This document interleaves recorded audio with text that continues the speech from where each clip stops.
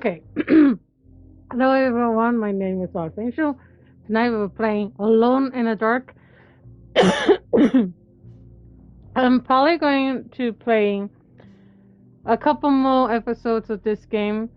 It's not a bad game, and I don't really dislike it. It's just, when I thought about coming back to play this game, I was kind of iffy.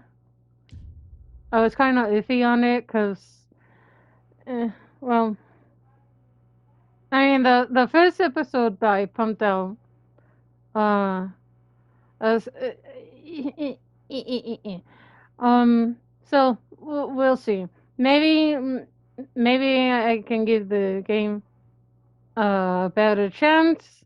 Maybe if I play longer, it will change my mind. But as far as I'm concerned, I'm just not really too sold on this. It's more like I feel like I should play this on my own kind of situation. But that's just my opinion. So last time we played this, we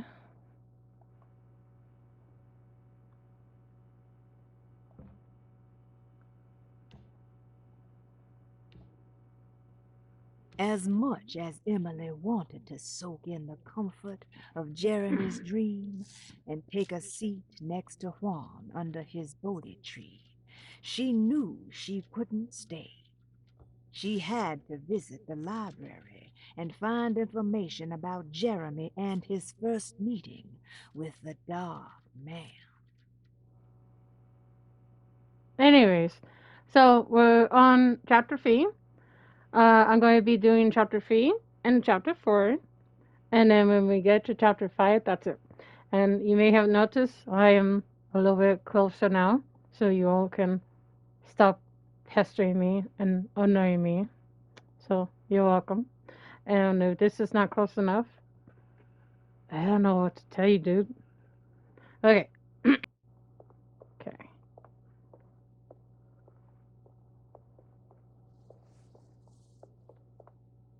What is the Dark Man, do you know? The Black Sun. The stalker among the stars. The crawling chaos. No. Neither I nor Jeremy knows what he truly is.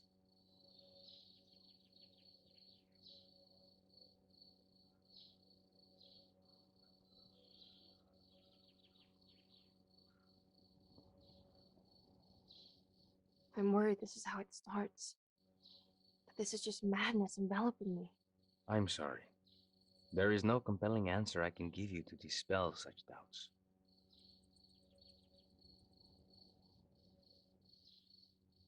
Well, I put this off long enough. Take care, Juan. You too, Miss Emily. I will cross my fingers and hope for the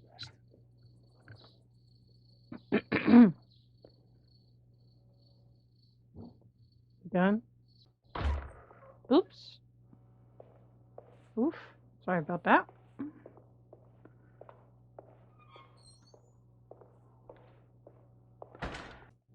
Okay. Flashlight. Flashlight activated. It has flashlight. Sounds like flashlight, but I'm not really saying that. Yes.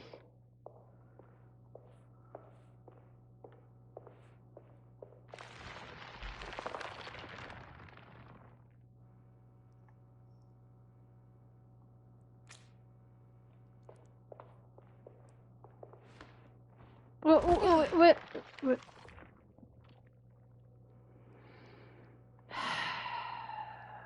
I'm an idiot, I know. Oh, wait. Okay, nothing.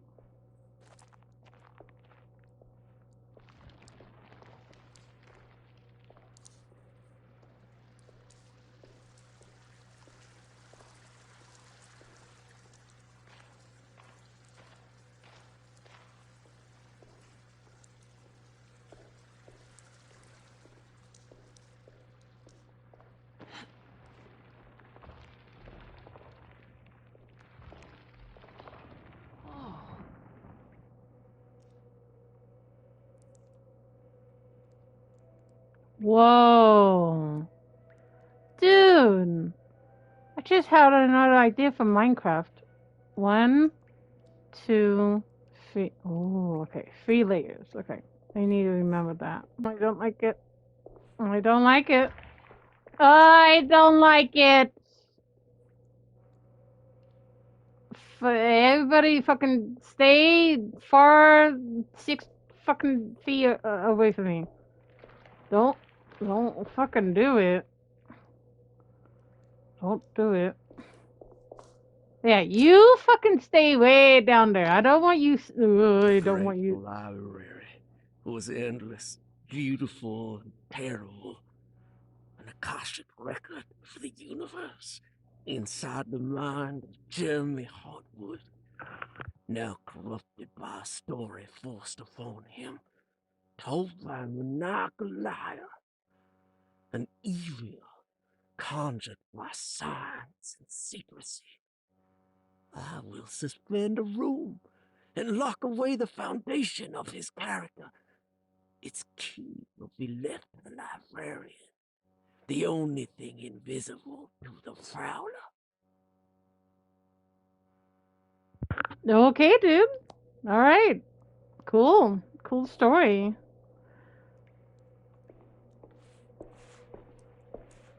Oh, I don't fucking remember seeing you. Okay, when I edit this video tomorrow, I'm going to double make sure I'm not going out of my mind.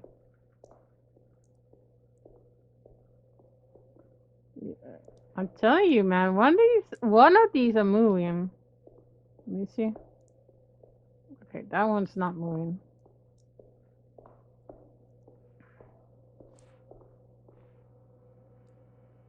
I don't like it. Mannequins and statues don't freak me out, but when I sense that they are fucking moving on their own, that's when I get paranoid. Not scared, paranoid. Hi, how you doing? Oh, the other statue is not there. Wait a minute. Oh, it is there. Okay. Okay, let me see. Is there another one up there? Okay, there's one there. Okay. Good.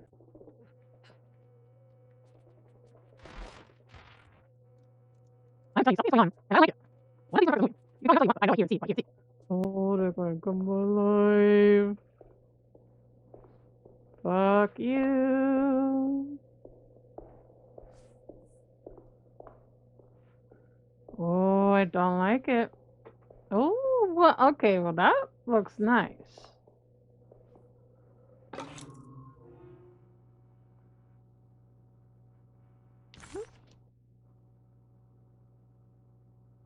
After the suspended rune was built, its key was given to the convert librarian 𝐒𝐤𝐤𝐕𝖙 to keep 𝐒𝐤𝐤𝐕𝖙's darkest secrets safe from prowling eyes. Oh!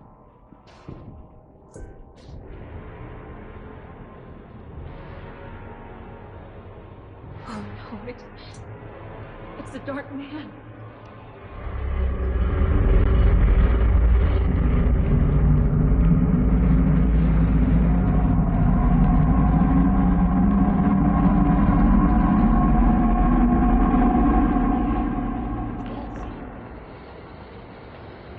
Aha! He can't get me in here! Ha ha ha ha ha!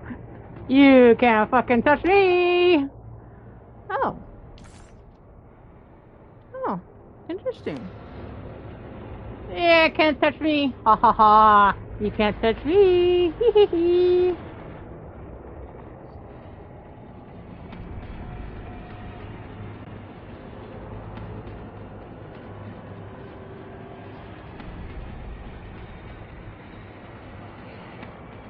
Oh shit.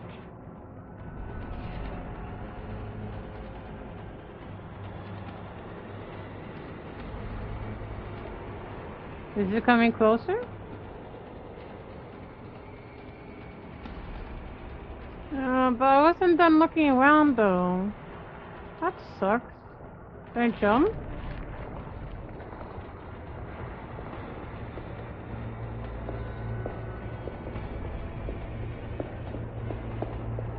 You better run.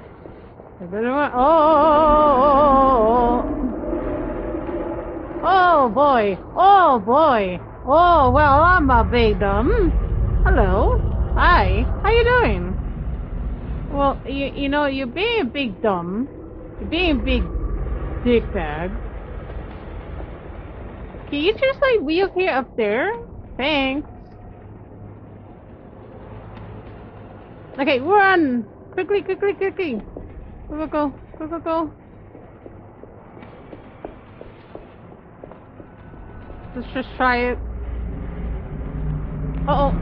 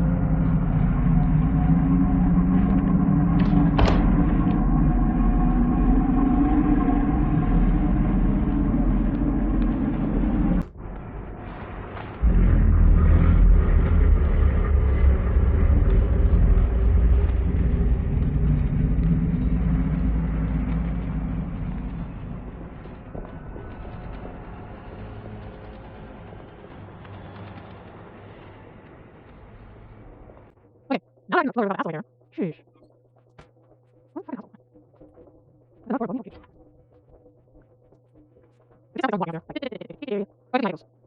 Oh, it's kind of apple. Wait, apple. On the floor, so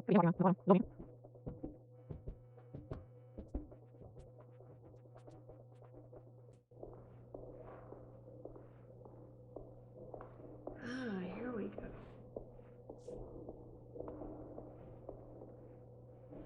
yeah, now all of a sudden he's gone.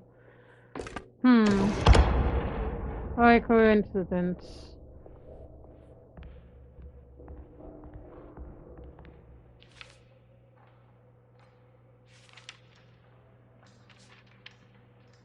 It was in the hot autumn that I went through the night with the restless crowds. He was a kind of itinerant showman who held forth in public halls and aroused widespread fear. The New Orleans address of the event is lost, but I remember distinctly the Prext shipping company pressing their contribution. Emily!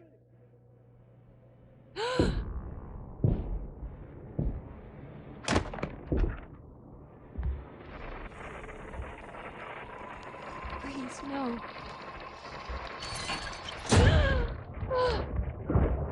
I hope you found what you were looking for, Emily. I fear there is no going back. He's in my head, Juan. His breath replacing mine. You should not have come, Emily.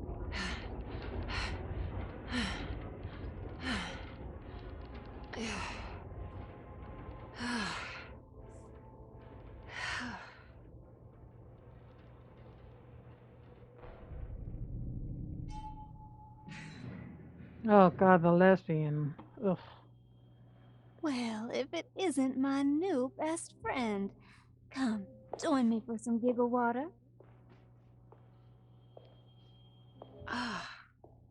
Ruth? Oh, Miss Hotwood, don't tell me you've been out swinging without me. Ruth, what is this place? Where are we? Have you never been to the 𝐒𝐿𝐵𝐵𝐵𝐵𝐵𝐵𝐵𝐵𝐵𝐵𝐵𝐵𝐵? Goodness me. Tell me, Miss Hotwood, Have you ever considered going out for an evening? Are we in New Orleans? Oh, who can tell anymore? I just went inside the grand parlor and suddenly here I am. The Grand Parlor? Can I get back to 𝕮𝖍𝖕𝖕 from here? Are you sure you want to? We could stay here and drink the night away. How about a gin fizz? Okay, 𝐒𝐿𝑎𝑠𝑣𝑘, calm down. If this is New Orleans, maybe I should go further. Find that magic show the book was talking about. But there was no address, just 𝐿𝐻𝐤𝐵𝐵 Shipping Company. Oh, is this about where Jeremy met the Dark Man? How do you know about that? Jeremy talked a lot about the Dark Man. I always felt a bit envious. How so?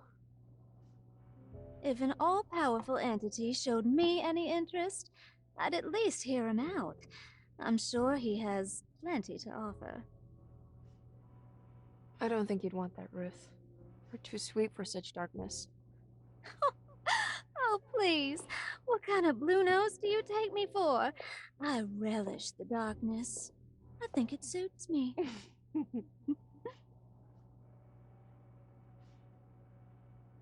You don't happen to know how to find the 𝐻𝐤𝐵𝐵 Shipping Company, do you? Of course. Their office is just over there. Whoa, what happened? You just got lucky.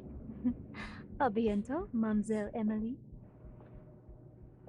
I don't like her. Hey, do you know where my uncle is? No, but I bet you're close.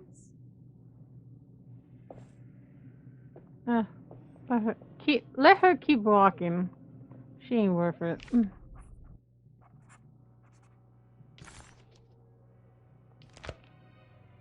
It was in the hot autumn that I went through the night with the restless crowds to witness the enigmatic Black Pharaoh. He was a kind of itinerant showman who held forth in public halls and aroused widespread fear wherever he performed. It was the sort of thrills my father sought out, especially if there was a promise of electrical trickery. The Nolan's address of the event is lost, but I remember distinctly the 𝐻𝐤𝐵𝐵 Shipping Company pressing their contribution in the morning papers. There were rumors of an Egyptian sarcophagus being a part of the act, something which kept me wondering how they had carried that up the seemingly endless stairs. The details of the showman's performance have almost been entirely replaced by dread, the kind that numbs and hides the terror of something unbearable. What is certain is that ever since that night, I can't remember a single day passing without seeing or sensing the presence of a dark man.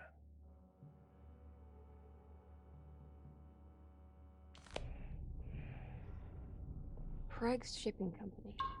According to the book in the Great Library, they assisted a showman performing somewhere in New Orleans. It's somehow connected to Jeremy's introduction to the Dark Man.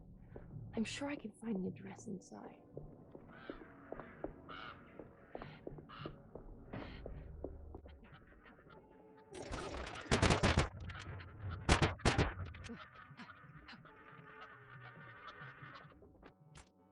I think it's us.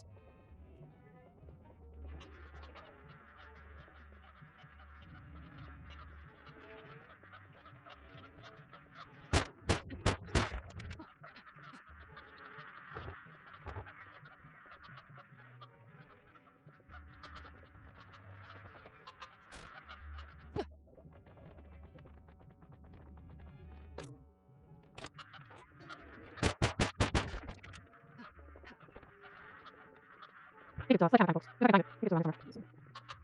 Where is it? Yeah, we'll check it out. I can't find the sledgehammer. I'm sure it's somewhere around here.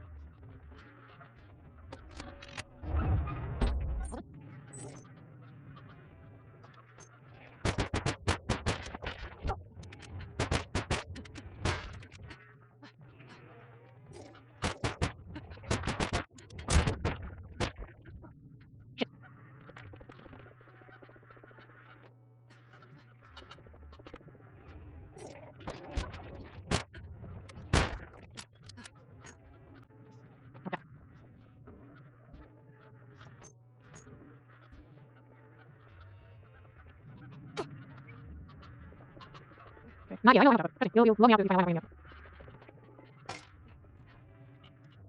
I was going to let me see. I don't like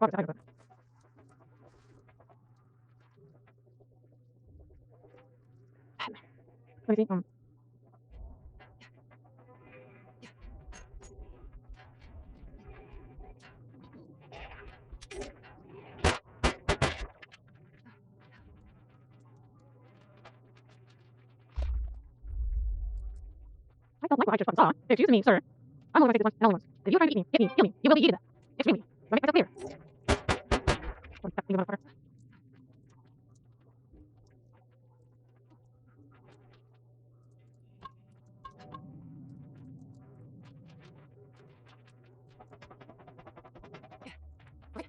it. Oh no. I was catching up them.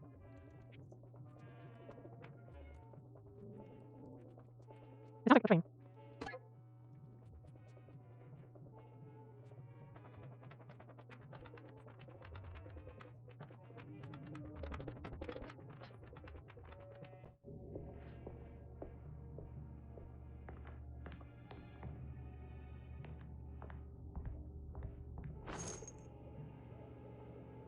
Hmm. No, This no, is no. getting ridiculous. I mean, I'm not complaining.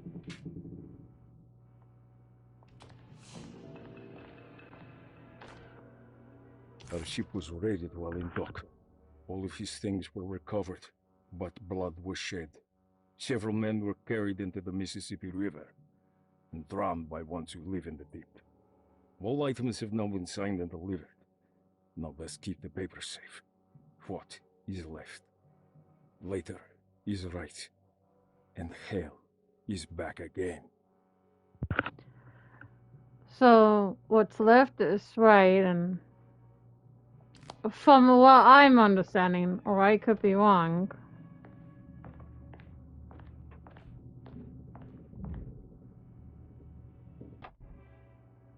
Cargo Manifesto.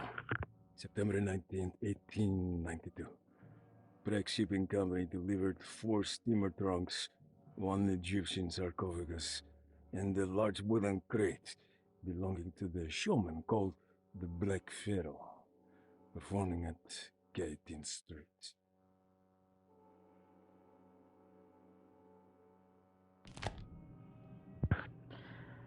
This is it.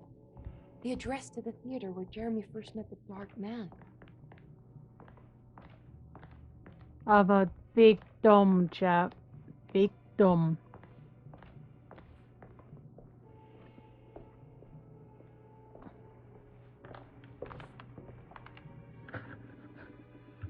Oh, you know something's going to happen.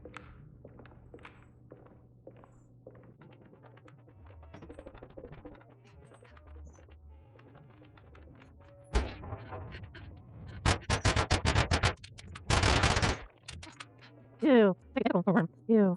Ew. That's gross.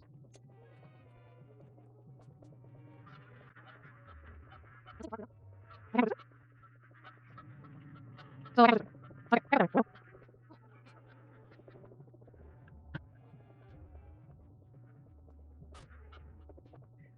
I don't focus. I'm going to find myself.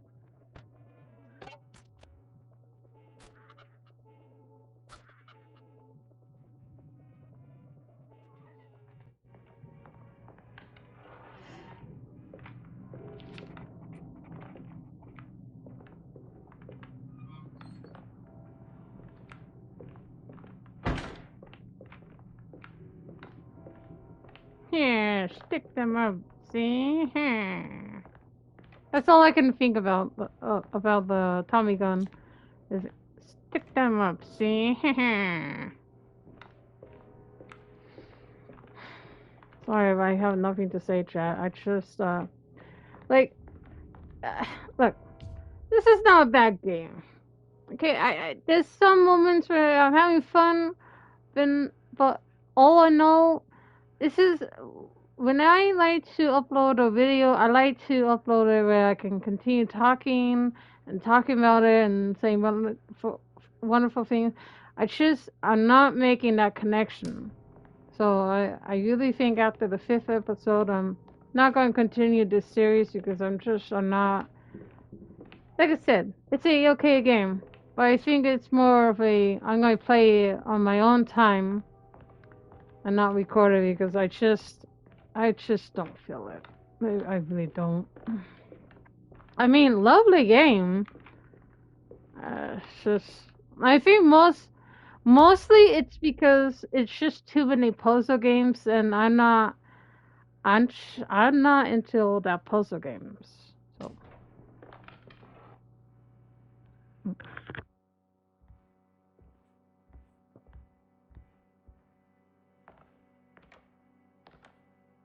You shouldn't have come.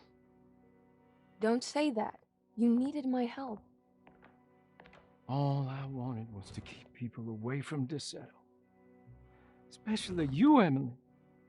You're the only one in the family who forgave me for choosing old age over death. Father still cares for you. He is paying for your treatment at 𝕮𝖍𝖕𝖕. To get rid of me! That's the only reason anyone's at 𝕮𝖮𝖕𝖕𝖕. Someone in the family thought you were becoming an embarrassment. Help me get you out of this mess, Jeremy. I want to take you away. Your father would send me right back. What if I take you up north, to Kingsport? I know Mother still has family up there. I've been thinking about going for a while now. I haven't been to Massachusetts in years. I still paint from memory, you know? That old lighthouse makes for a great motif. Your father and I would go almost every summer. Then when our great-uncle died, we stopped going back. What is there to be done about the Dark Man? He's the one holding you back, right? You feel like you can't leave without paying your debt to him. The Dark Man has been with me since I was 12 years old. He was standing right on that stage right over there. For a brief moment, his gaze held mine. And that was it. I recognized him for what he was. The 𝐻𝐤𝐵𝐾 embodied in flesh. I thought it was my turn, but I was only there to be mocked. Instead, his attention moved on to my father sitting next to me. I turned to him and saw his face. The whitest shade of pale I've ever seen. He bit off his tongue that night and suffocated. What can be done, Jeremy? Please. There's a way. 2 ways to be exact. One worse than the other. A written contract now buried inside his sunken temple. Don't you remember what it said? I don't want to. Try, Jeremy. What did the contract say? No, we can't. We can't let New Orleans suffer that blight. I have to make this sacrifice. What are you talking about? Is this the thing from the bayou? Juan said something. Ah!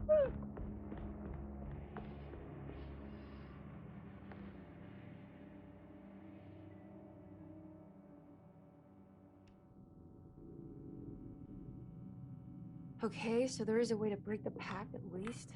Hidden somewhere inside the Dark Man's temple. I just need to find it. Somehow. all I know is these fucking chapters are way too long.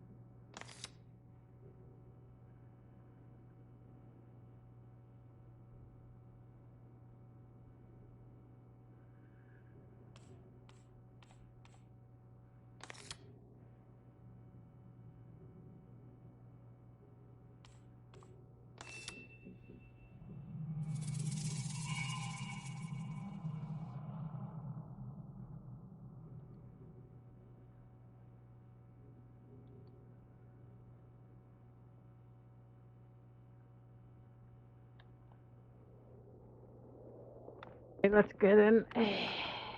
Whoop.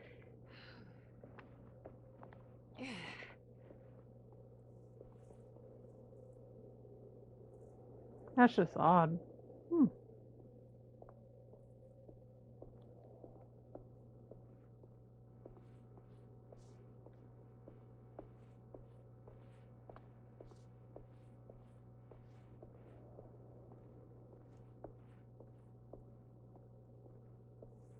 Whoa, it's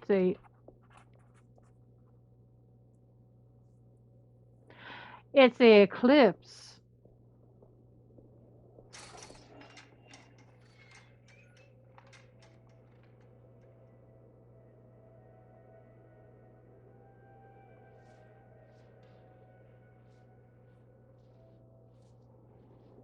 Oh.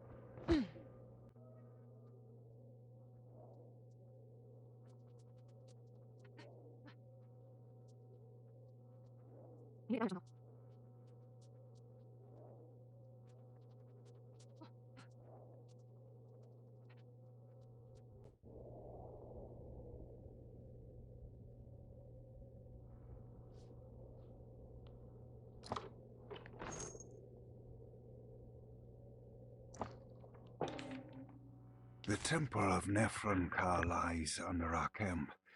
Despite all efforts, that unholy site did not collapse, but sink beneath the sand. The pharaoh is long dead, his name meticulously stricken from all ancient writing. But that stage meant for blood and terror remains. The temple is said to be lightless, built to harbor all the haunters of the dark found in the very depths of our universe. Calling on the gods meant creating a bridge between our world and theirs. The terrible 𝕮𝖆𝖕𝖙, the black sun, was seen as the most important star in the night sky. Because, according to the 𝐻𝐤𝐵𝐵𝐿𝐵𝐵𝐵, it was said to be the home of that crawling chaos known as 𝐒𝐤𝐤𝐵𝐻𝐿𝐵𝐵𝐵. Through ancient mechanisms, it was said that the priests could open shafts channeling the light emitted by that strange stone called the shining 𝐿𝐵𝐻𝐵𝐿𝐵𝐵𝐵. Several streams pooled together above the statue of that dark man would then be sent through space towards the black sun, a message to the gods. The gifts bestowed on the sender are completely undocumented, but often assumed to involve dark blood pacts, where souls are traded for malicious miracles.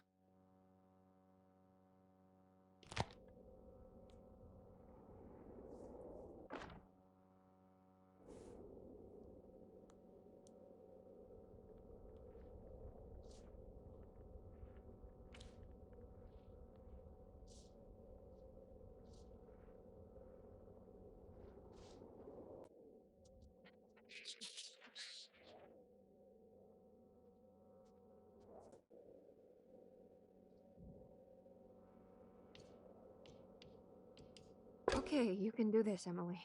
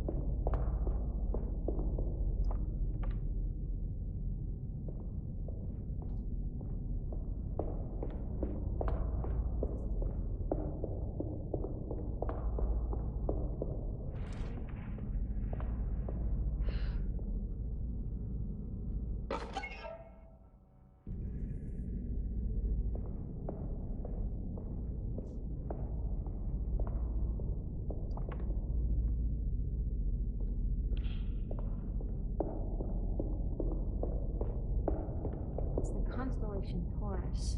The fake star is 𝐒𝐤𝐤𝐕𝖙𝐊𝖚. Something to do with the Dark Dam. I've seen this in a dream, but as a shallow pit of darkness. This is definitely where the contract is hidden, but how do I get to it?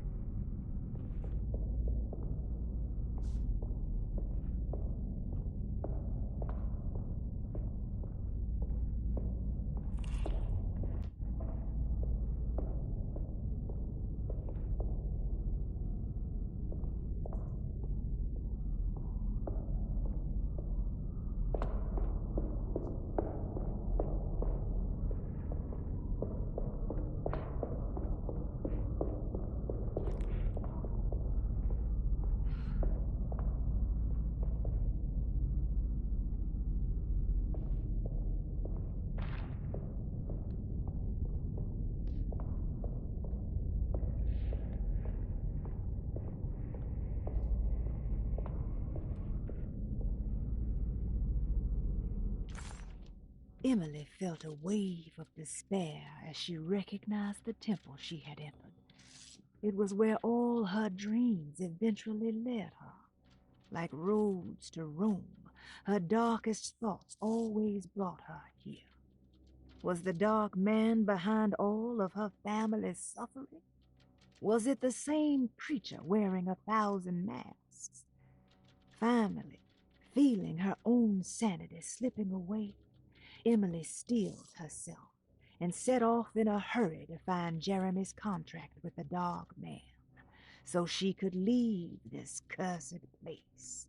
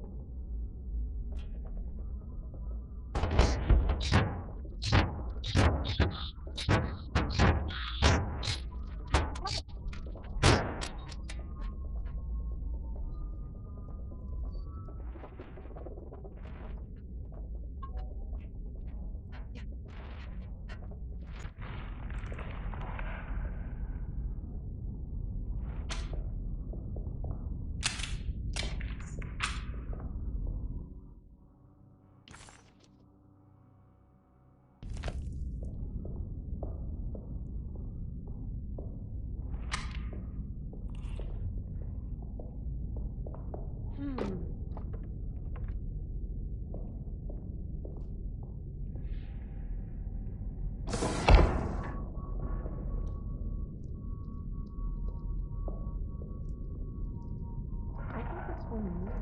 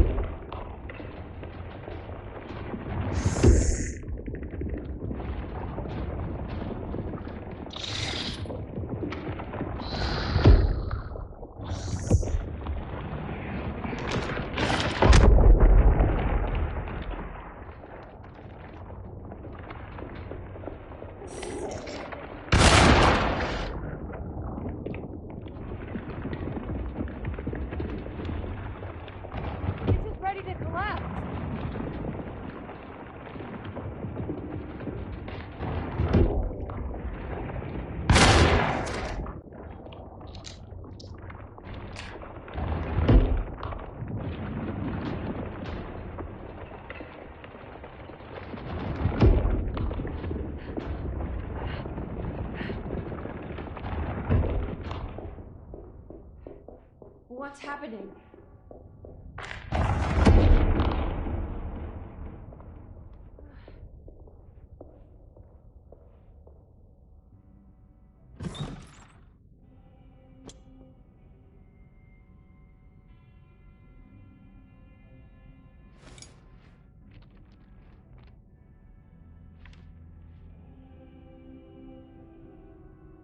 Acknowledge psychological trauma, break through the barriers of self-deceit, temper manic behavior. Is this it? Is this the contract? Huh?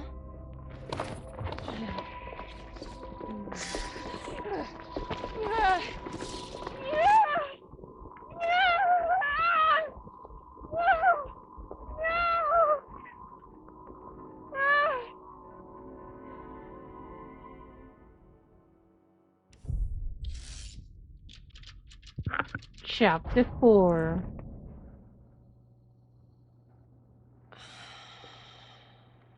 Oh, Jeremy. How much pain and suffering you could have prevented. Emily? What are you doing? Detective, how is your investigation going? Well, I still have no clue where Jeremy is, but I think I know why he's hiding. This place is full of lunatics planning to perform some kind of ritual tonight. Well, that sounds ridiculous. Or rather would have just a day ago. It gets worse. I have reason to believe they killed anyone who didn't want to go along with the plan. Detective, have you encountered any monsters tonight? I just told you, I think they killed people. Beauregard, the author, Perosi, the singer, Mr. Waits, the clerk, Mr. Chance, the gardener, they're all missing. No, I mean, have you fired your gun tonight? Of course not. They wouldn't just kill outsiders like that. It would bring too much attention. But you should keep your eyes open. So you haven't seen anything strange? Been anywhere else? What are you trying to tell me, Emily? Are you in some kind of danger?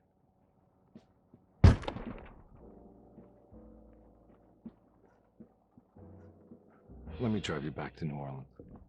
I think I have enough. You know, at least get the police to take a look at this case. No, I'm fine. Thank you, Detective. I'll find your uncle, Miss Harwood. Just stay out of trouble. He's acting really odd. And that...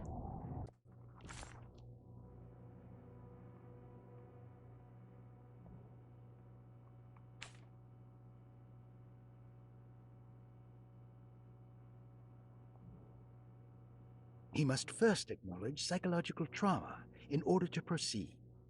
The lying must stop, so we can break through the barriers of self-deceit. Finally, temper manic behavior.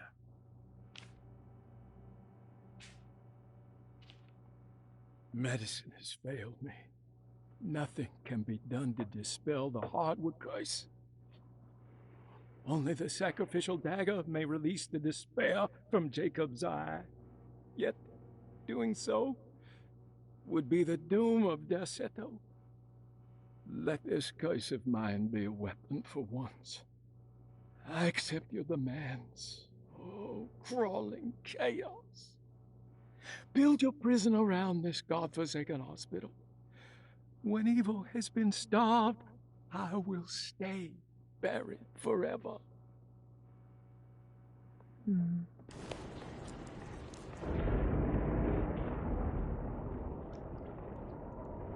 It was almost night when Emily found herself back at 𝕮𝖍𝖕𝖙𝐵𝐵𝐵𝐵𝐵. What exactly had she been doing? And what was Detective Conley talking about? Did any of her findings make any sense? All she knew was that she wanted to figure out what the 3 steps to the contract entailed, and how this was connected to Dr. Gray.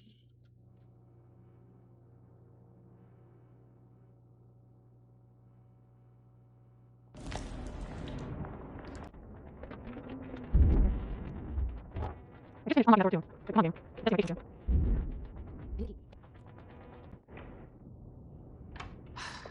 we can just get rid of Jeremy, everything will go back to normal. That reminds me. I saw Miss Emily earlier. You remember her? You know she's Jeremy's niece. She's looking for him. That's right. She's helping us, in her own way. As long as she don't stand in the way of the mother of 1,000 young. I don't think she knows or cares about that. She just here for Jeremy. I've been more worried about that 𝐿𝐻𝐷𝐿𝐵𝐵𝐵 fella. He's been snooping around asking all kinds of questions. God, it hurts. I wish you would stop doing that. Gives me the heebie-jeebies.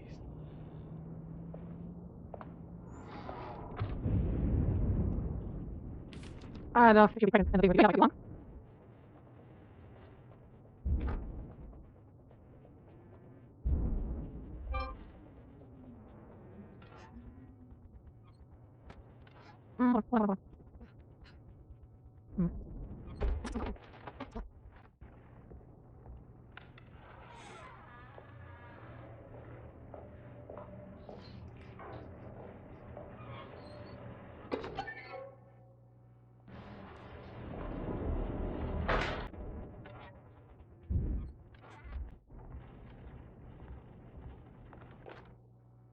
Lunacy in the Astarte Artist Colony, a monograph by Yael Klein. In early 1909, the old 𝐿𝐻𝐷𝐿𝐵𝐵𝐵 plantation outside of New Orleans was turned into an artist's colony. 3 famous European artists rented the house and the surrounding land from the owner, the Ledoux family. The colony was chiefly run by Sebastian Cortez, who was playfully dubbed the captain by his collaborators, William Argus and Heinrich Kassel. The colony existed for 6 years, until one day all 12 members disappeared without a trace. It is widely believed that their disappearance is connected to the disastrous hurricane that passed through on September 29, 1915, but nothing truly supports this claim. What is known is their frequent participation in New Orleans nightlife, their love for hosting parties, and their elaborate contributions to the Mardi Gras parades as the Pirates of Pontchartrain. Accounts of their lifestyle can be found in almost every gossip column. It can effectively be summed up as carefree and bohemian. In late June 1909, the name Astarte first appeared in the newspapers. Cortez said the name came to him as he was painting. There is never any claim to knowing about the ancient Phoenician fertility goddess with the same name before this time. His fellow colonist Heinrich Kassel did know, because he later produced sculptures that show clear references to ancient idols of the goddess. It's impossible to know for sure how this name suddenly made an appearance, but it is interesting because of 𝐿𝐻𝐷𝐿𝐵𝐵's history.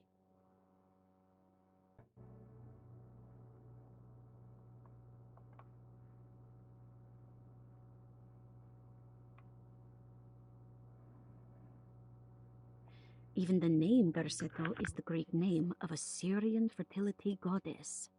In the case of naming the plantation, 𝐿𝐻𝐷𝐿𝐵𝐵 was certainly not an accident. We know that Elijah Pickford intended to build a temple for his cult, for he had distributed pamphlets 2 years prior to the purchase of the land, advertising his intentions. His followers were estimated to be almost 100 men and women, mostly sailors, Maroons, and Cajuns, when the plantation was built.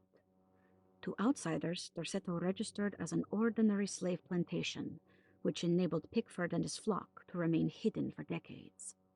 The official story is that the cult lasted until 1862, when the Union Army came and burned down the plantation and scattered all who lived there. Following the Civil War, new people started to congregate in the ruins of 𝐿𝐻𝐷𝐿𝐵𝐵 to invent a new fertility goddess, the 𝐶𝐢𝐤𝐵. As much as 𝐿𝐻𝐷𝐿𝐵𝐵 is a particular name to have heard of, it's not entirely uncommon among the learned. Astarte is equally known and could have been subconsciously chosen by well-read artists. 𝐶𝐢𝐤𝐵 is, on the other hand, very uncommon. Almost impossible that anyone in Louisiana would have heard that name. The name is referenced only in rare books like 𝐻𝐸𝐹 Kulten and the Necronomicon, and is believed to be a bastardization of Arabic words meaning pertaining to the dark young. The few paragraphs printed on the goddess are so upsetting that no one in their right mind would want to build a religion resting on such qualities. The 𝐒𝐤𝐤𝐵𝐙𝐵 cult was hard to get rid of, but it is believed that despite the police jailing and killing several cultists over the years, the main culprit in the cult's demise is the cult itself, which seems to line up with every instance of cult activity on 𝕮𝖍𝖆𝐕𝐙𝐵 grounds. When Captain J.W. Norton of the Union Army arrived, he described the people at 𝕮𝖍𝖆 as malnourished and maniacal. As much as the army tried to save them, they fought back with fervor, as if nothing was going to stop them from slowly destroying themselves. While the disappearance of the Astarte artist colony remains a mystery, the recurring motif seems to suggest that their fate involved lunacy and a hunger for self-sacrifice to that fertility goddess with 1,000 names. That's interesting.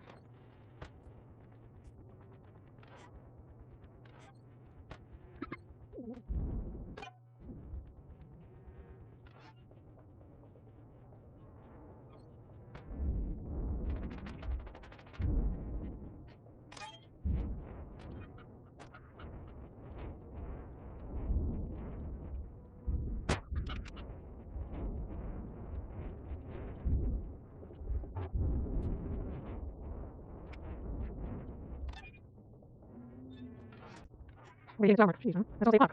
I feel like we should be doing this. Could be not something like that. No, people do want this. People want We that. must have faith that Jeremy's pact with the Dark Man is a bluff. If we are lucky, our visitors will find him and prove it's all nonsense before night falls. What is true is our attempt to call on her. Too many things have happened for this evening to be in vain. Think of Jack and Cassandra, even 𝐿, whose circumstances I can't understand. Grace is our goat without horns. She knows it and will play the role. You must talk to your brother, Baptiste. I worry that he will fail us. Mrs. Thompson. Okay,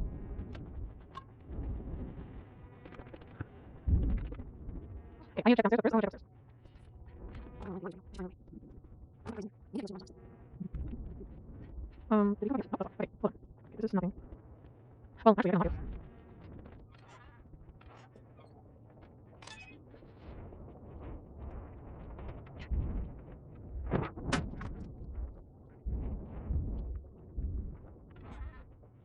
No, I didn't check downstairs. Yeah, I know.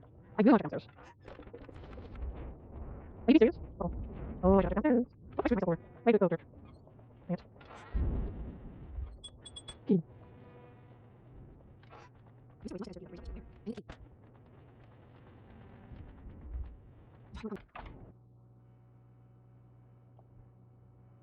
The last guest in the empty room suffered from severe maladaptation. I must write this down, because if I understand the condition sufficiently, it could make me deny this fact at a later date, and there is reason for me to think I may come to suffer the consequences from this dysfunction, as some who came in contact with the guest seemed to adopt a new worldview in which everything was predetermined but broken. Upon accepting this worldview, some memories became unmanageable and later rejected.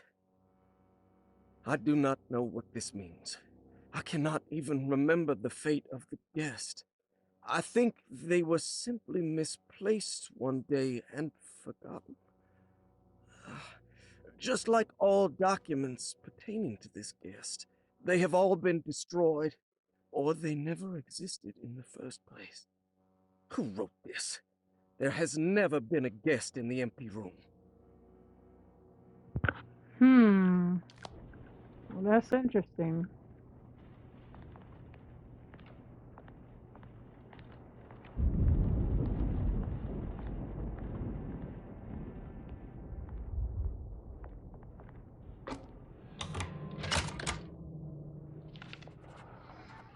Here we are, Dr. Gray's office. Now let's see if we can find some answers.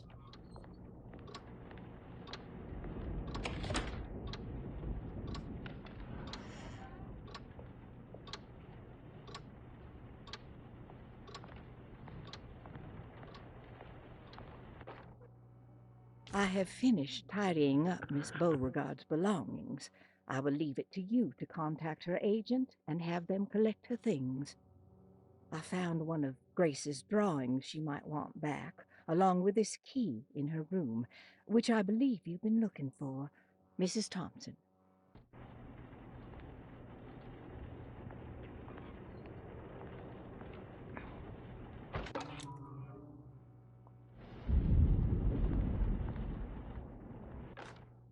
Dearest Dr. Manzetti, I find myself in a losing battle with my patient. As I've disclosed in my previous letter, his delusions have him completely captured. It's bad enough that he is torturing himself with paranoia, but his madness turns out to be quite persuasive to others, effectively laying the ground for mass delusion. I am writing to you in hope that you can give me some guidance. Beyond my ambition to avoid devastating surgery on my patient, I have grown worried about my own defenses. The words of my patient are deranged, yet they often resonate with something primitive within me. I have tried photographing his brain with X-rays. It was surprisingly difficult to get good results. Dark blotches on the plates kept obscuring all details. My patient looked at the bad plates and cried out in terror, telling me the dark areas was the shadow of the worm, eating him from inside. I could not see anything out of the ordinary. I hope this is a sign that my mind is not as receptive to the madness as I had feared. After further inquiry, my patient described the shadows inside his mind as some kind of chthonic monstrosity that wants to undermine his sanctuary. This is clearly a reference to a place he calls 𝕮𝖨𝐕𝐵, a sort of library or convent that works as a psychological haven. With this imaginary haven threatened by this Chthonian, he has now constructed another, less pleasant hiding spot. Lately, he has been bringing up a metaphor of a steamboat that has run aground, that he feels like he needs to start the engines and reverse, but he is afraid that the hole in the hull would cause the whole ship to sink. I've been watching him turn this metaphor into reality for the last week. He knows it's made up, but he is doubling down, trying to make it a real memory. I feel certain that this is my chance to break through the barriers of his self-deceit.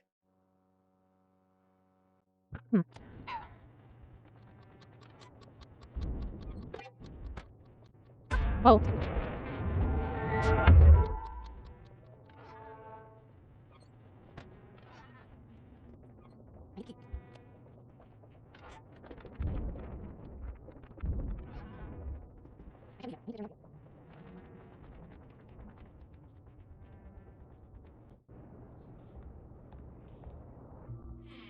Oh. Hey, little lady, how's your evening been going? Ups and downs, I suppose. I hear that. We all live in the life of an elevator operator. Are you alright, sweetie? Do you want to see my mask, miss? I'm making it for St. John's.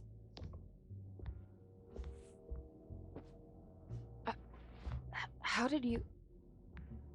Is that supposed to be my... Ow! You should learn your place, little girl. Why are you acting this way? What did I ever do to you? I would have fucking killed that little girl. I would have stabbed her.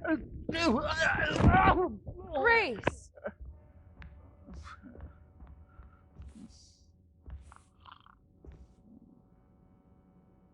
Somebody come get this girl before I slap her myself. What a disrespectful little cunt of a child.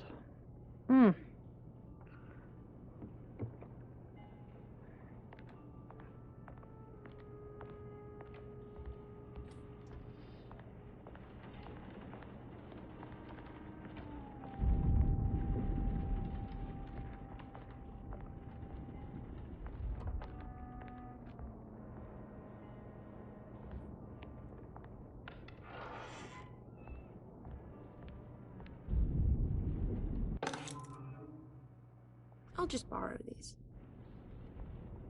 At least he's breathing. I'll just let him sleep it off.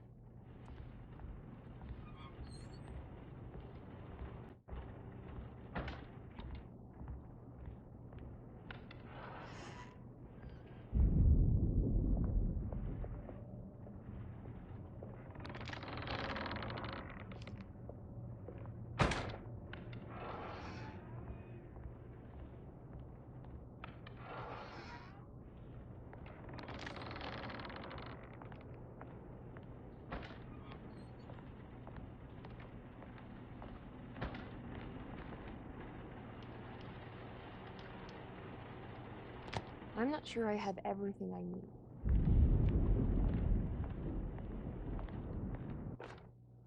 Jeremy knew that the only one who could help him now was the guest in room number 3.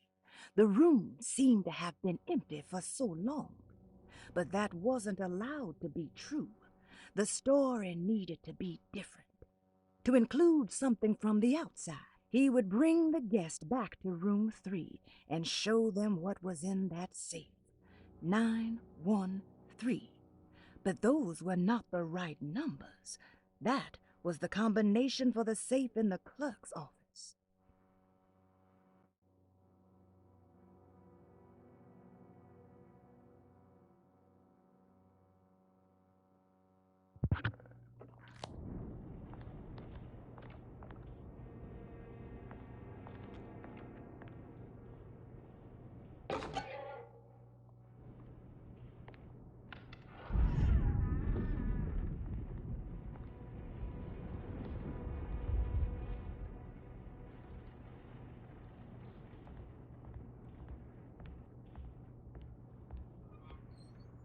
There's something missing.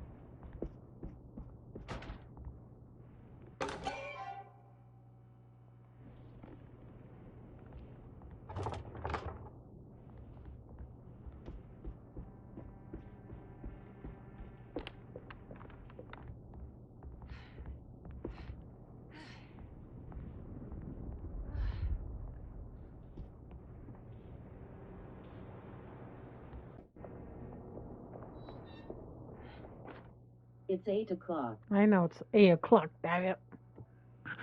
Mrs. Thompson, I understand the last week has been busy. Under these circumstances, I find it important to remind you that 𝐿𝐶𝐸𝐻𝑆's concerns are not a public matter, nor is it something that should upset you. Please continue your excellent work, and don't spend a thought on the death of 𝐒𝐿𝐴𝐸, or, more importantly, the suicide of Cassandra Beauregard. They should mean nothing to you or the staff. I rely on your loyalty and trust that your close kinship with the 𝕮𝐵𝖆 siblings will keep 𝐿𝐶𝐸𝐻𝑆's secret hidden. Dr. Gray.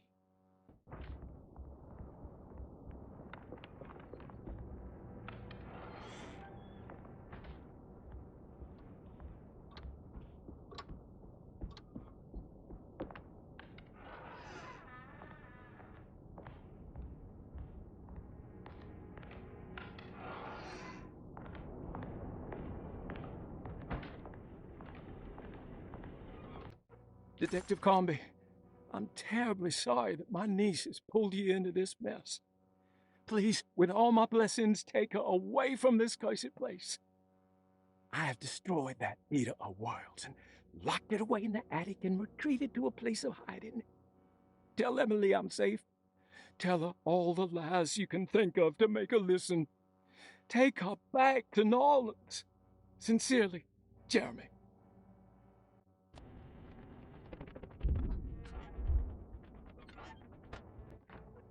Brother, I need you to trust me. This is the most important moment in our family's history. I know you have doubts and that the terrible Mama Loa told you lies. I would never betray you. I promise. Lottie.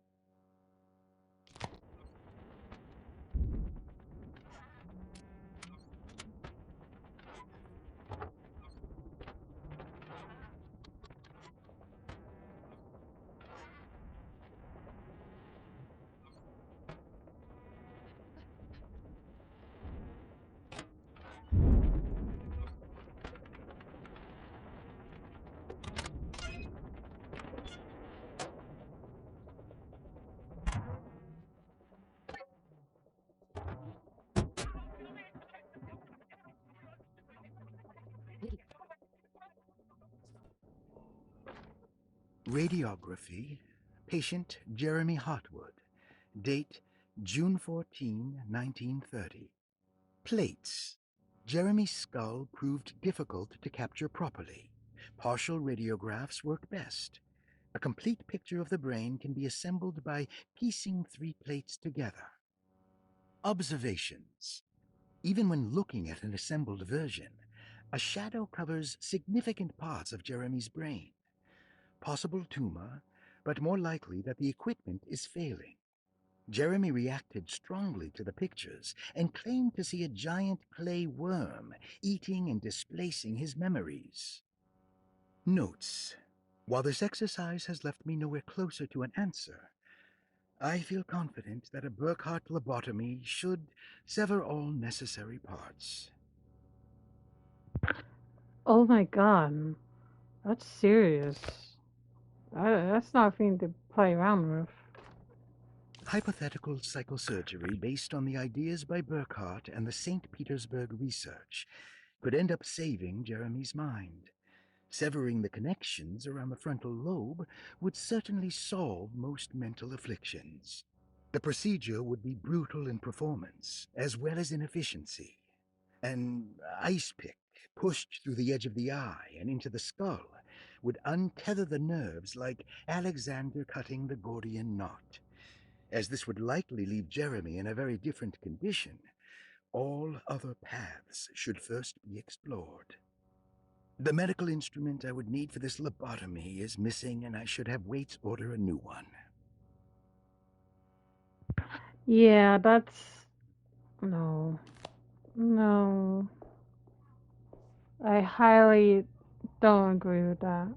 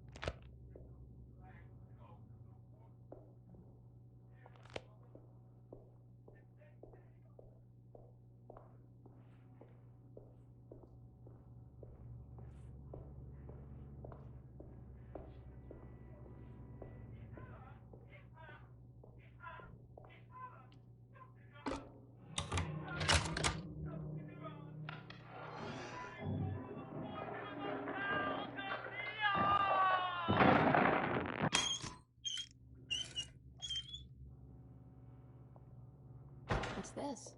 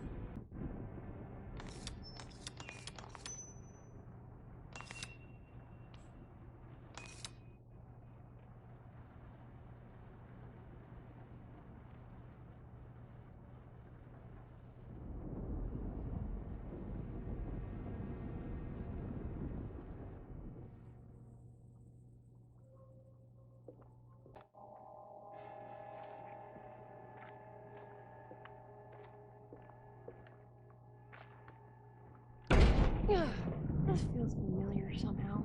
Hello? Is anyone there? Jeremy, where are you?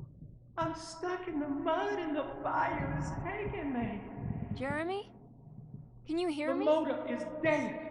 I can't do anything more. Hang on, Jeremy. I'll get the boat running. I'll get you out of here.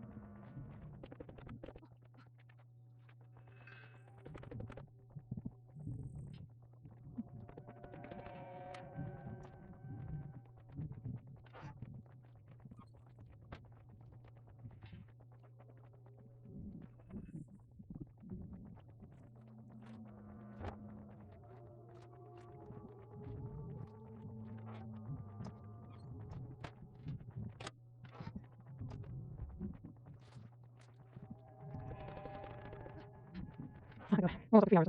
fucking time getting this on the video. It's gonna be such a pain in my ass. It's annoying.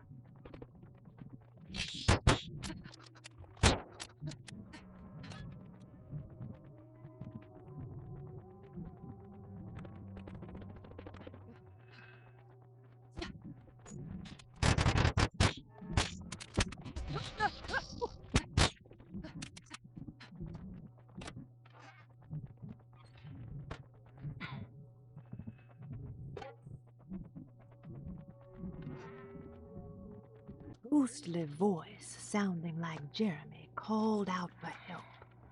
Emily couldn't quite understand where the voice was coming from. It somehow seemed to be a part of the place itself. All she could make out was that Jeremy was stuck and needed her to get the steamboat running. I can break this. I just need something to hit it with.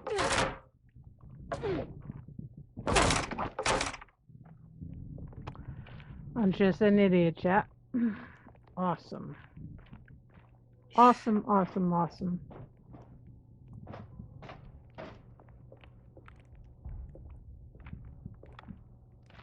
Yeah.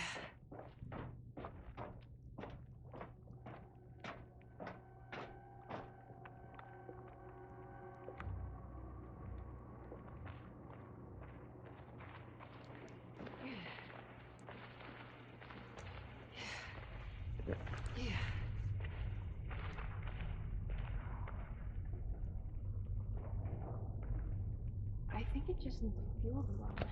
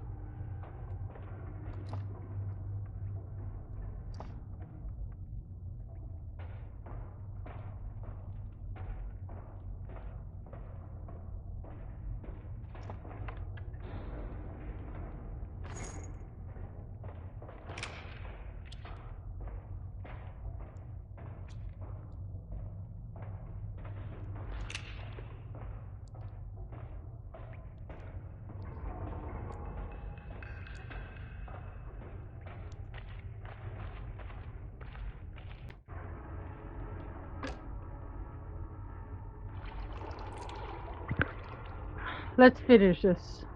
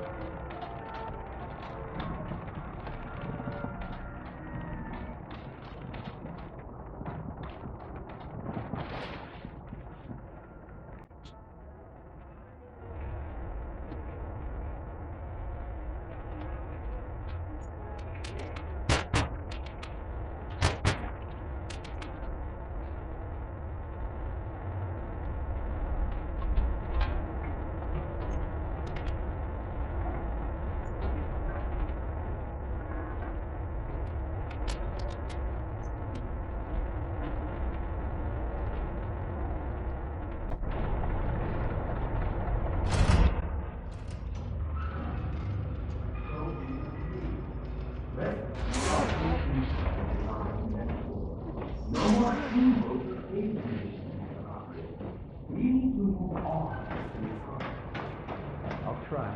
Jeremy? Are you ready to tell me what's happening? What's happening? I put a rope around my neck, and then I strangled all life from my body. Uncle! Are you under the impression that you died? Yes. No. I was supposed to die. What does that mean to you? That you were supposed to die? I'm the catalyst. I had to die to make the story happen. What story? What are you referring to, Jeremy? 30 years ago, Frederic needed me to die. Jeremy! You're not making any sense, Jeremy.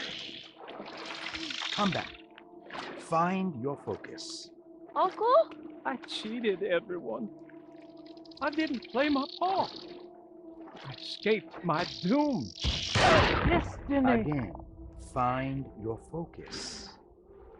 Jeremy! Now everything is wrong. Nothing is in place. Hey, listen to me. We're gonna drown. Calm down, Miss Hartwood. You're not in any danger. But Jeremy, he was here, wasn't he? Miss Hartwood, I am beginning to suspect your family curse is catching up with you. Have you ever talked to a doctor about your condition? No. No, I was just confused. I thought I saw him for a moment. I'm fine. I'll let you be. Miss, I want you to know I'm here to help, if you need me.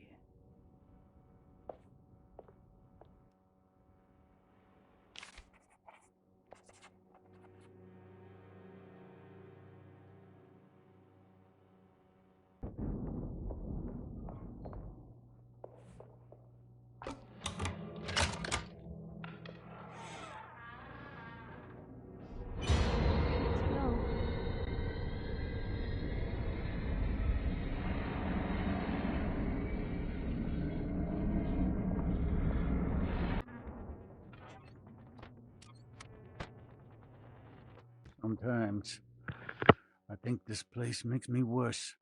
That 𝕮𝖍𝖕𝖕 might be my grave. A coffin made of ostentatious architecture. A Taj Mahal for the drunken depressed. There's something about 𝕮𝖍𝖕𝖕. Something about Dr. Gray. Like we all pretend that we're here to get better, when in fact we are here to be forgotten.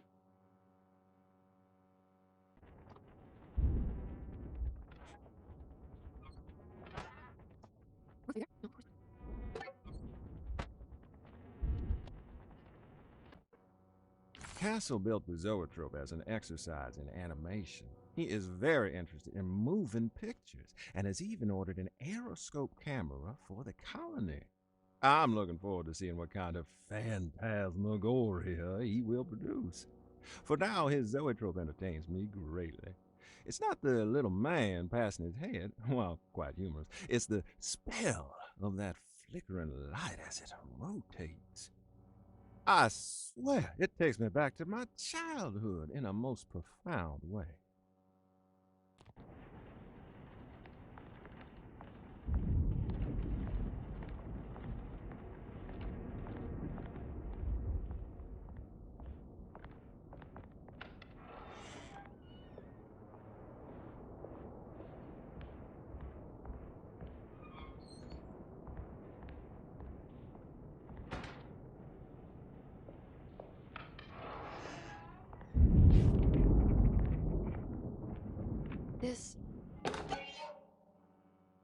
This is my... I recognize this view. I belong here.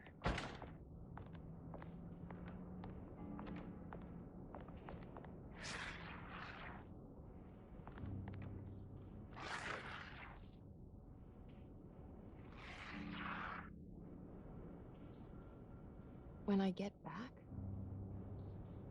I did this. I wrote that.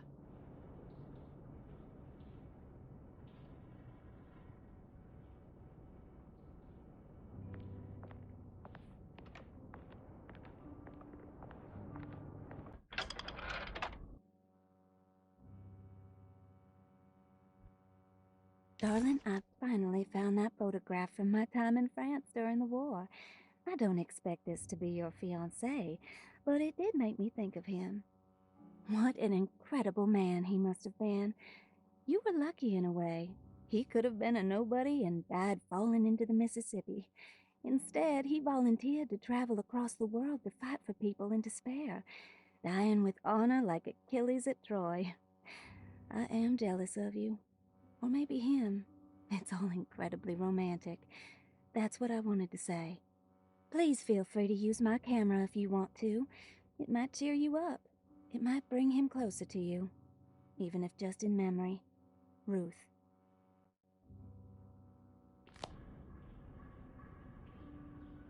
How long have I been here? The empty room wasn't meant for patience, but many came and went anyway. Mr. Waits preferred to keep the door locked. He didn't consciously think so, but his primitive instincts wanted to keep visitors from entering in either direction.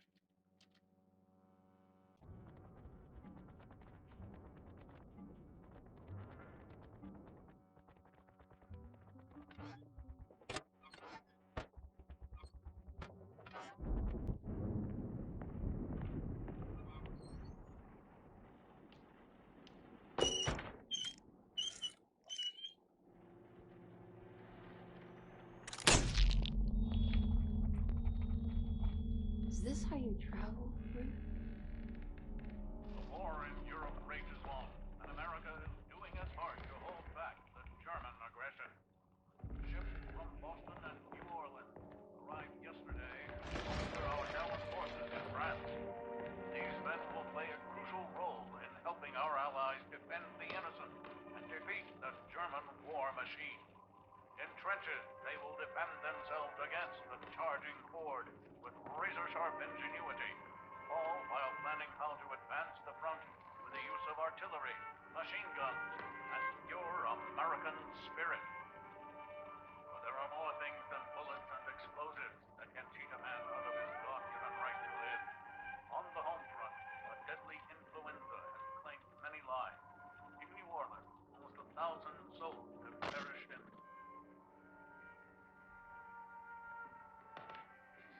It was France, where John died.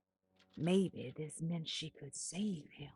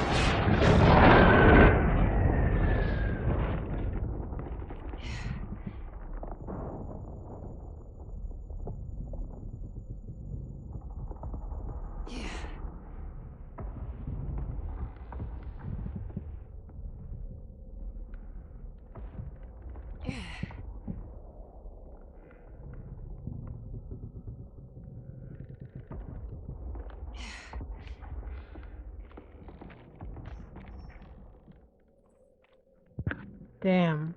That thing, it's just instant dead.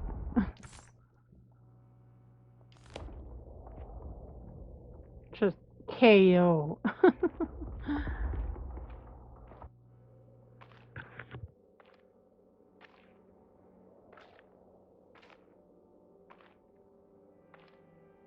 Today, the American expeditionary forces face considerable John? losses in France. The brave men fallen on these John. Elysian fields will forever be Oh, as John. defenders not of just Europe, but the world. What's the matter, Emily? President Woodrow Wilson spoke to our I can't do country's this. war widows, asking them to stand tall. What's the and matter? remember their husbands I can't take as you dying again. Speak of them proudly, and remember I'm them still fondly. hurting. What's the matter, But Emily? the war effort in Europe is not our Your death was just so death numbers on the home front are on the rise due to the deadly influenza known as the Spanish flu. The New Orleans City Council decided to open yet another emergency hospital in the old 𝕮𝖍𝖕𝖕 plantation.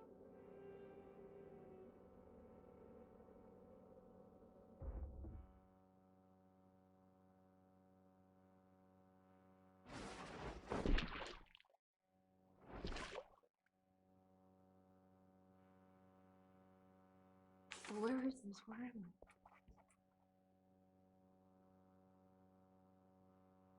Emily woke to an overwhelming smell of musty earth and gluttonous thick air. Where was she?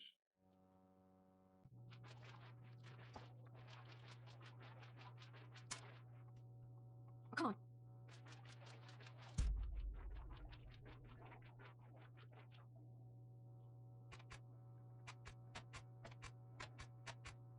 That's better.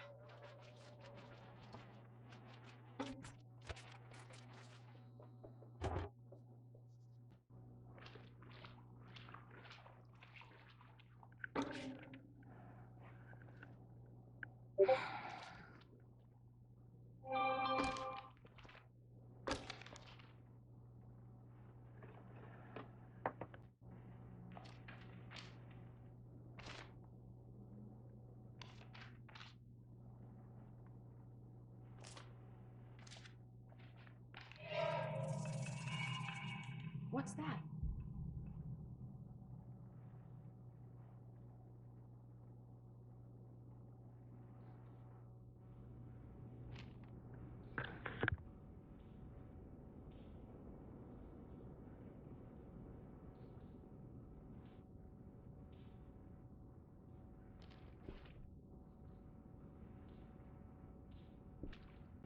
Sleep, sleep, easy.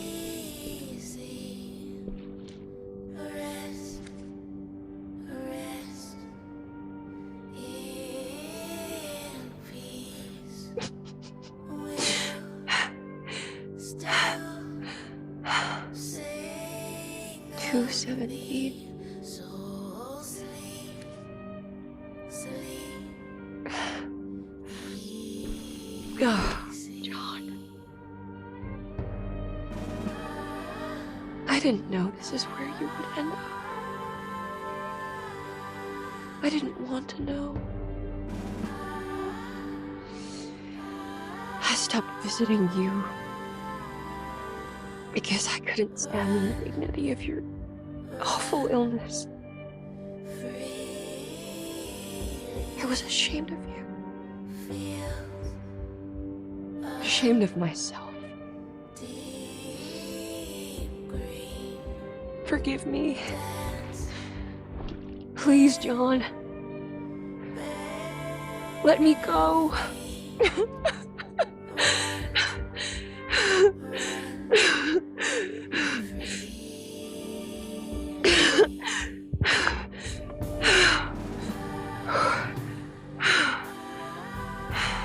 Yeah, I just don't feel her emotion. She has like... Are we done here? Is this what you wanted? Yeah, I just don't see her emotion. I don't feel her emotion. I just...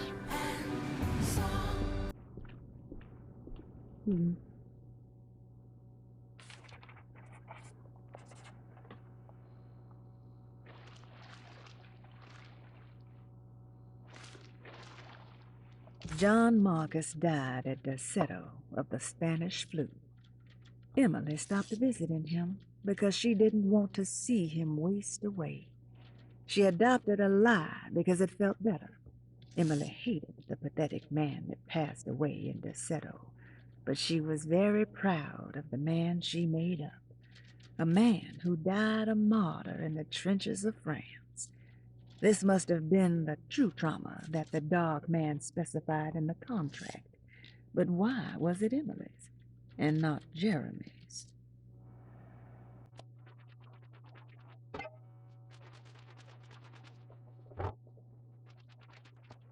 Closing the Refuge, June 17, 1919.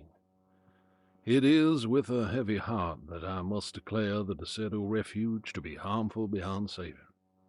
As an emergency hospital, we have over the last 2 years treated hundreds of patients suffering the so-called Spanish flu. Unfortunately, our mortality numbers are unforgivable.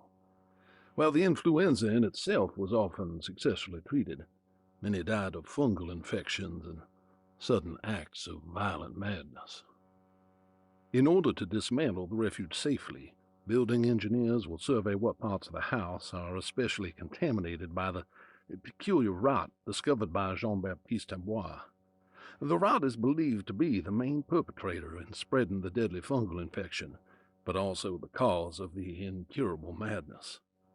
The most afflicted rooms will then be sealed permanently to create a cordon sanitaire. As the dead seem to exacerbate the spreading of the fungal infection, all bodies that can't be cremated by tomorrow will be forever entombed inside 𝕮𝖍𝖆𝐕𝐙's sealed section. The refuge was never meant to be permanent, and as the influenza epidemic seems to be in decline, it stands to reason that we shut the facility altogether. Many brave volunteers have helped for very little pay to treat those in need for almost 2 years, and we are forever in their debt. All surviving patients will be transferred to other medical facilities around New Orleans as soon as possible. At the end of the summer, we should be able to leave 𝕮𝖍𝖆𝐕𝐙 to recover. Dr. Isaac Herbert.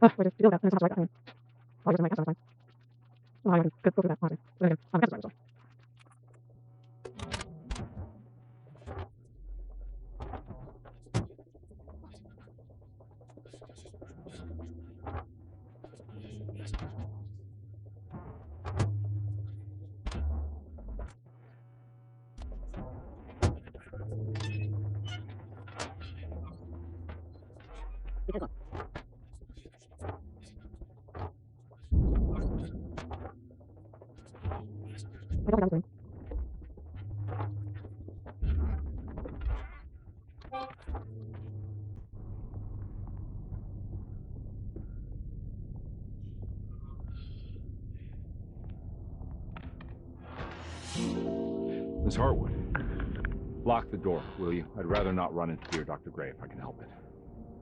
This feels strange. So very strange.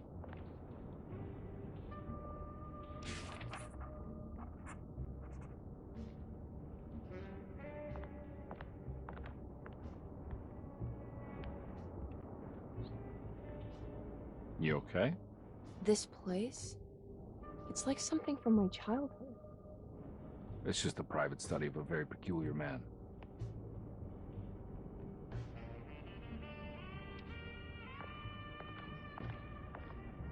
There's a book missing.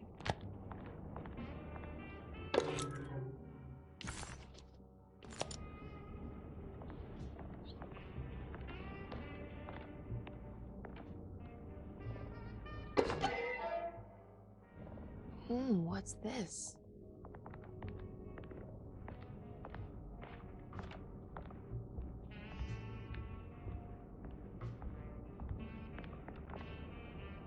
I think this is it. I'm properly mad. You should be. Dr. Gray's playing with fire. 𝕮𝖍𝖆𝐕𝐙's a powder keg of loonies, all ready to play their part in a murderous cult.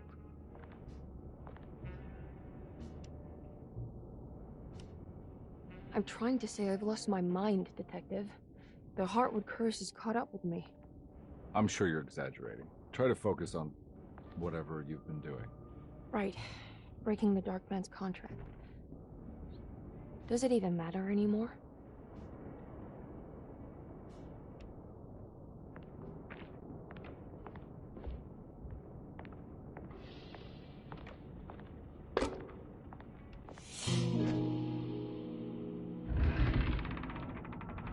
A secret door. Looks like it. Careful. Let me go first.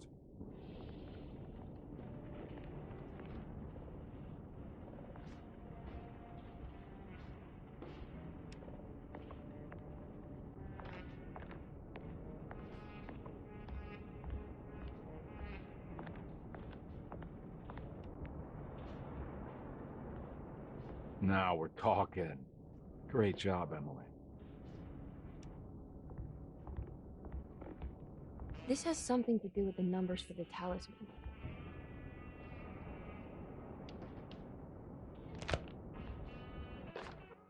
The Snake Dagger, a monograph by 𝐒𝐤𝐤𝐵𝐵. In Ludwig Prin's book on pagan rituals called The Mystery of the Grave, as translated by Nicholas Vachy, there are several references to a sacrificial dagger called the Snake Dagger. It has long been thought of as a poor translation of the original text, that it would be more appropriate with worm dagger from the Latin vermis cultrum. This seems natural following the recent consensus that the original title of Prin's book, De Vermis Mysteris, should literally translate to the mystery of the worm. However, this would take away from Vachy's great effort at translating the underlying meaning of the words and revealing several cultural beliefs. While Prin certainly was using the term worm as a symbol or synecdoche for death and the dead, which is made clear by the contents of the book, in the case of the dagger, we shouldn't be too hasty to dismiss his translation. Reading through Vachy's correspondence with his patron, it appears that he had more than just the Latin text at his disposal. Vachy had dug up Prin's living relatives and uncovered several cross-referenced historical texts and an actual snake dagger. The dagger was dated to the early Middle Kingdom of Egypt and had such a clear shape of a wave that Vachy considered calling it the sinusoidal blade. Knowing the full story, it seems prudent that he chose to translate it as snake and not worm. There are several reasons why this choice of word helps us understand the pagans that Prin's book attempts to describe.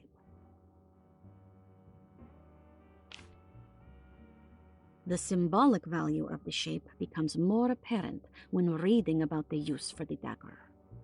In the passage of possession and exorcism, we find the snake dagger poisons the poisoner within the victim and is therefore pacified. Where the literal text would tell us that the worm dagger trumps the demon possessing the victim, it tells us nothing of their reasoning, only that somehow this dagger wins against the demon, like it had the better hand in poker. Vachy's translation allows us to follow the underlying logic to the ritual magic that is being performed. Poison the poisoner sounds like fighting fire with fire. That to hurt the demon possessing its victim, the priests would have to fight back with a power that is known to the evil they are fighting. The snake dagger is therefore not only a good way to describe its form, but it also helps us understand how it could be thought of as a useful tool for exorcism. Finally, it also helps us understand their relationship to lunacy, that it was thought of as something poisoning the mind rather than controlling it. What is also interesting to note is that the possessed are always considered poisoned in their head and not their heart. The snake dagger always went to the eye of the possessed, leaving them partially blind, if they had the good luck to survive.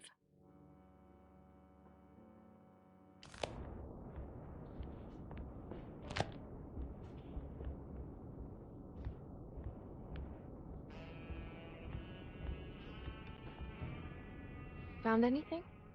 Oh, Dr. Gray's in so deep, I knew it. He's as mad as his patients. I mean, look at this. She who can till the soil of this sick world and begin again. The black goat of the woods with 1,000 young. Absolute insanity.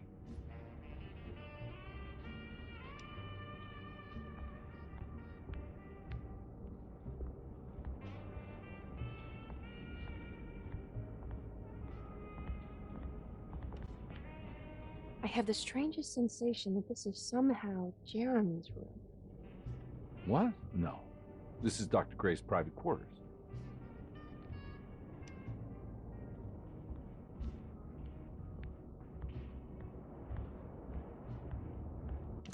Emily felt detached, as if watching herself from across the room, awkwardly attempting to help Detective Conby solve the case of her missing uncle. What was happening to her? And why did this place feel so familiar?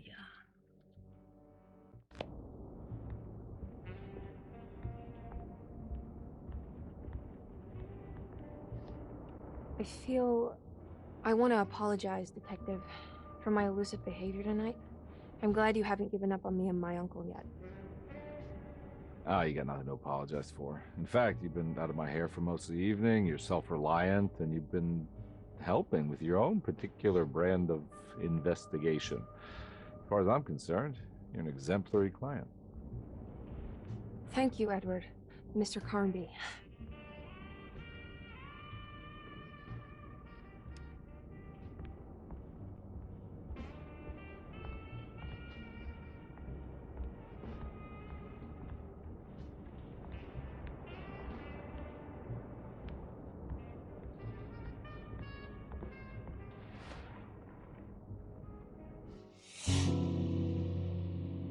I can't believe I didn't see that before.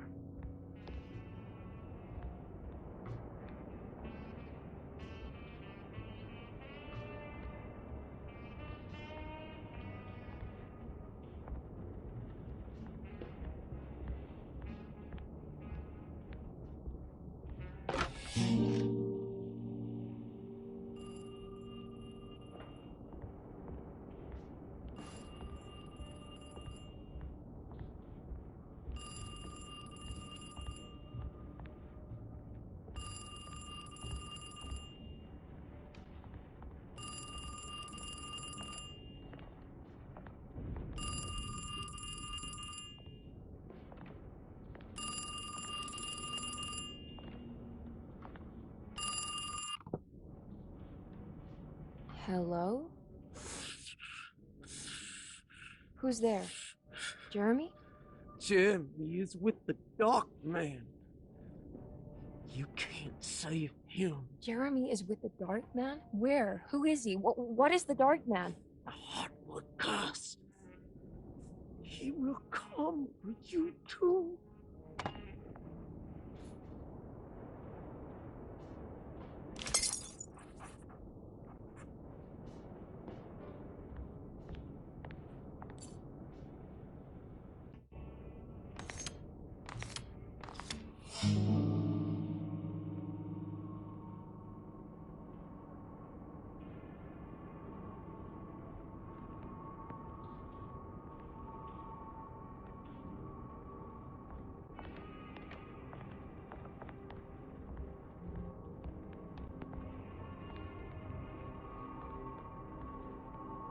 You heard the telephone ring, right? No, the telephone's cut off. I tried calling the police earlier. Yeah, that's what I figured.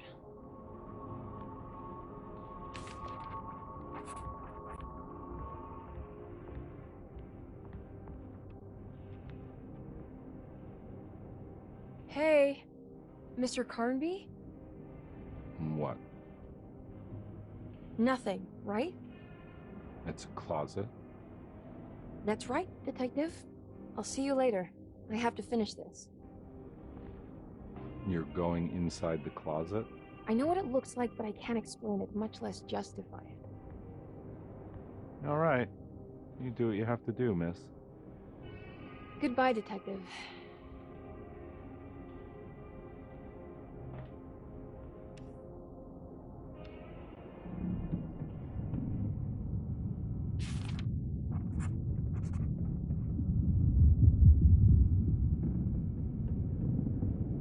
The icy wastes before her felt profound and deeply wrong, like staring into a grisly wound revealing bone under the fleshy mounds of muscle, seeing layers of Jeremy that she would rather stay hidden.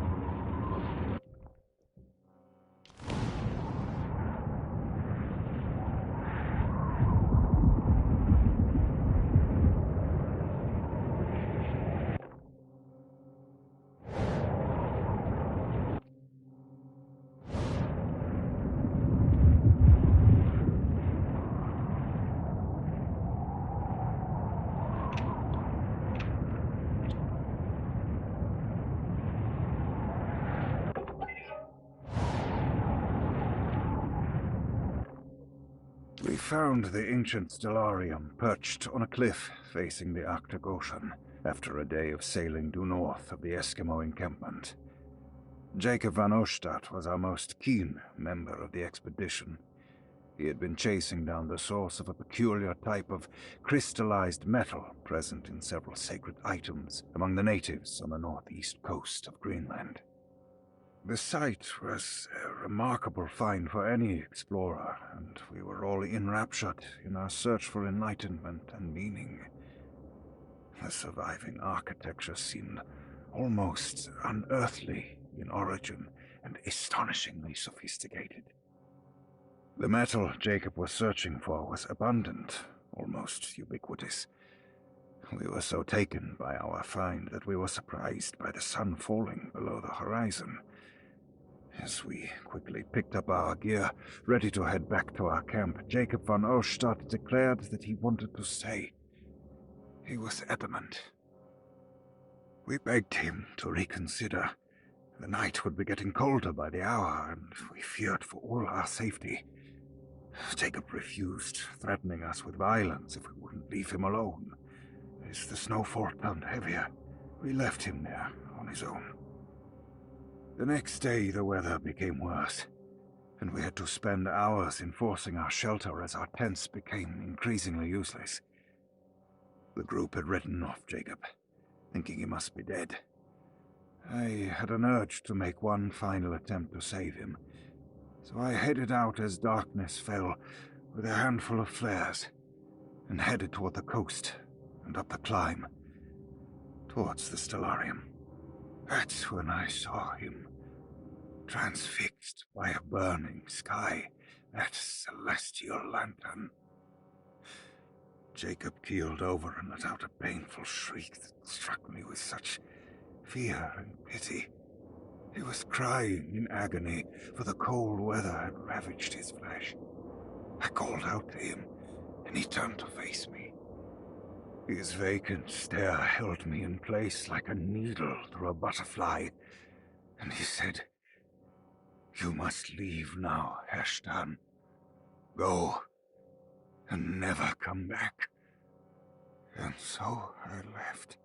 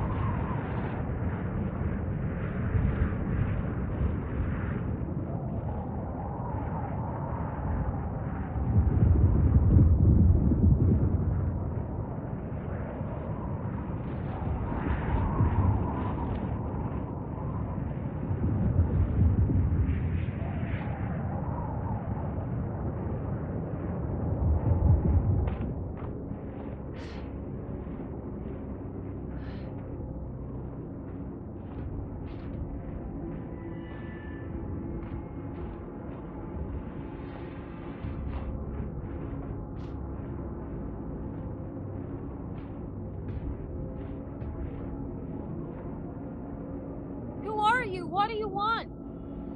Emily, you should not have come. Yeah, hey, we can talk about this. It's too late for that. It's too late.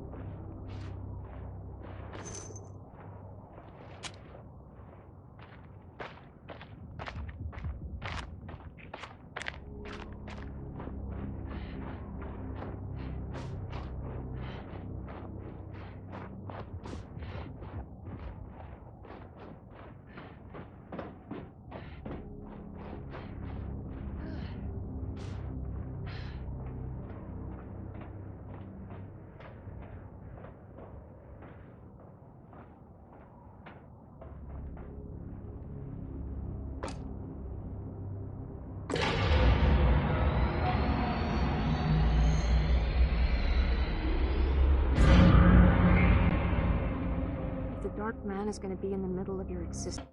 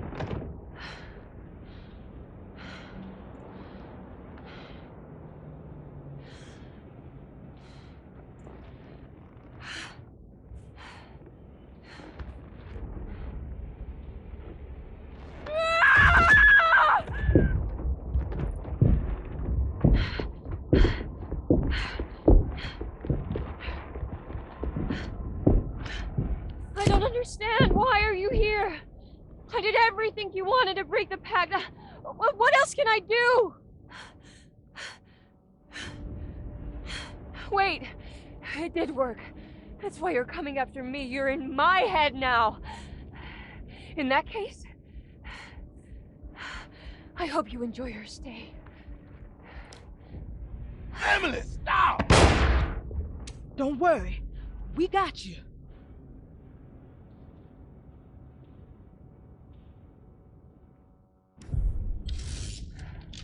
Oh, thank God. Oh my God, that was just too much.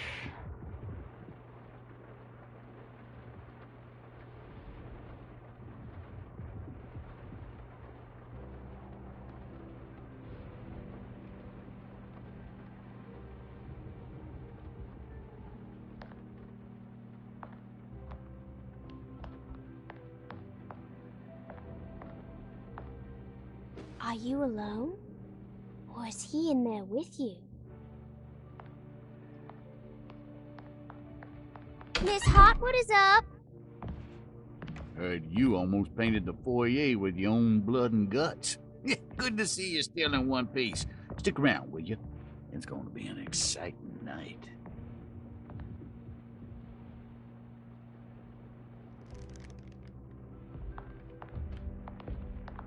Good to see you made it, miss. And all that ruckus, Lottie gave you a healthy dose of that sleeping juice. Wasn't sure you'd be waking up again. What happened? You had a psychological breakdown. Tried to shoot yourself. Sorry for the manhandling, but we just wanted to save you. You also stabbed Jeremy in the eye. Is he alright? Oh my God. He's a little strange, but everything else is back to normal. Really? Oh my God. I broke the pact? I don't know what you did, but it worked. Let's see you standing up, miss. Nah, it didn't work. I guarantee you. Jeremy, are you okay?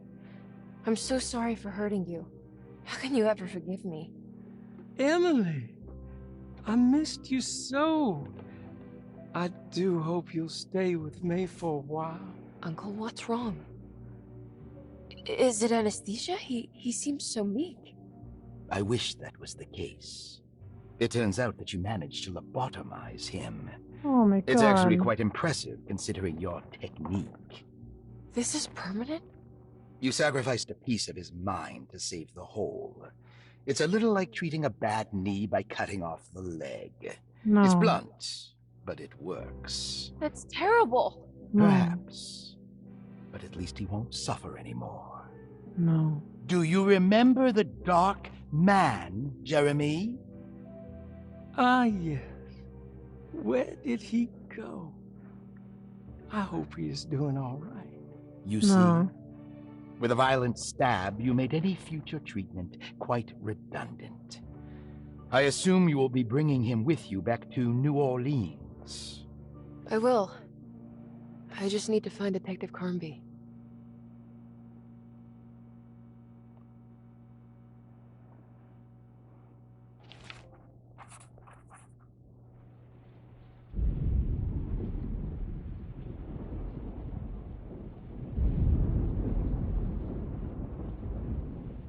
I'll be back soon, Jeremy. Then we'll go back to the city. How fun. I do like riding in the motor car.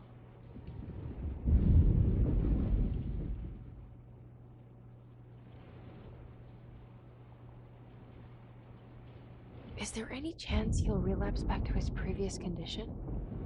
None at all. He is forever cured from all worries and other difficult feelings. No. That's not a cure. That's... No. Have you seen Detective 𝐒𝐤𝐵? I'm sure he's around here somewhere, poking and prodding.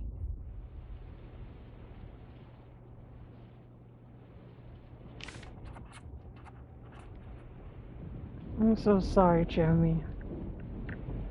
No one deserves that. Not even you, buddy. Okay. Well, that's all the... 5 hours and 7 minutes. I cannot believe that. But anyways, it's going to be cut down. So probably maybe 2 hours, maybe 3 hours. So that's all for tonight. I hope you all enjoy this episode. Man, this is really a lot. I'm still blown away by this.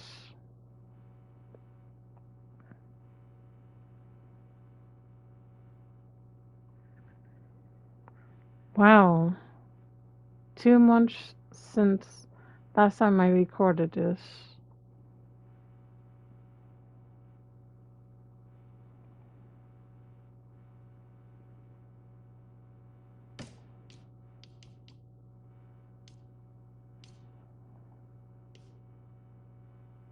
Okay. Here you go. Yep. Okay, I hope you all enjoyed this episode. I will see you all next week. I hope you enjoy the rest of your week. And I am just dead tired. That was really a lot of work for me. So, take care, everybody.